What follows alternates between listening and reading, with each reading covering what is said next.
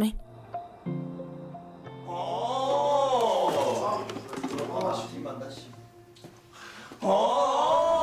Hoy, yangiliklar bor.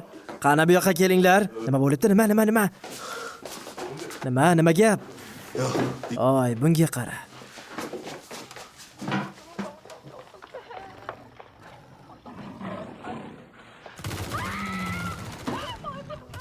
Oy, nima qilyapsiz?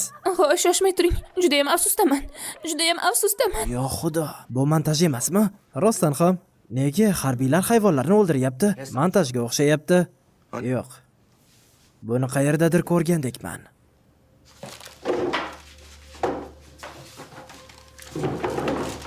Urush boshlanishidan avval davlat qiladigan birinchi narsa zooparkdagi hayvonlarni o'ldirish.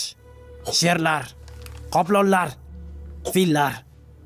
Ular xavfli hayvonlarni o'ldirishadi. Nega?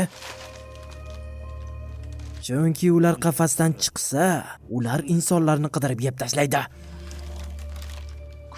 Unchalik xavfli bo'lmagan hayvonlarchi? Ularni esa ochlikdan o'lish uchun qoldirib ketishadi. Ochdan o'ladigan yagona sensan, cho'chqa. Qo'y ber ovqatimni. To'xtachi, agar bu rost bo'lsa, demak, urush boshlangan ekanda. Hammasi shundan darak. Yoki haqiqiy urush endi mana boshlanadi. Qo'ysang-chi, bunday bo'lishi mumkin emas. Buni qayerdan eshitding o'zi? Ha? Buni qayerdan eshitding? Bir multfilmda ko'rgandim. Juda ham jiddiy multfilm edi. Gaplarimga ishonaveringlar. O'la. Hammani qo'rqitib yubording-ku, eshak. Ushlanglar uni.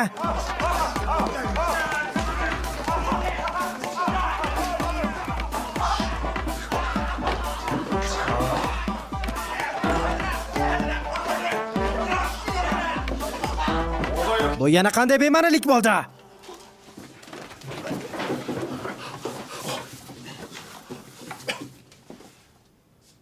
Qayerga otlanding? O'qigani. Yolg'iz aylanish mumkin emas.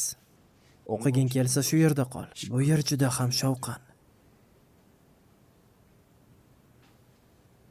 Chunki Kwon Il-hin yonida telefon olib kelibdi.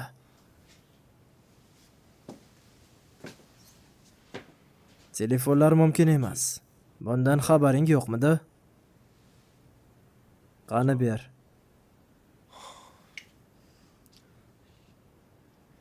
Qani ber.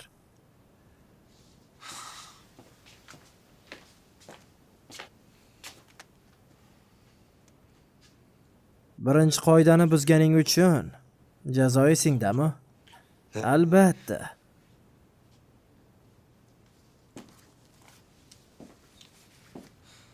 Oy, keyin gaplashamiz sen bilan.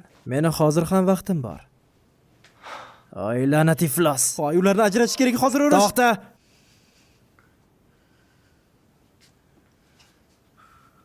Ikkoving ortimdan.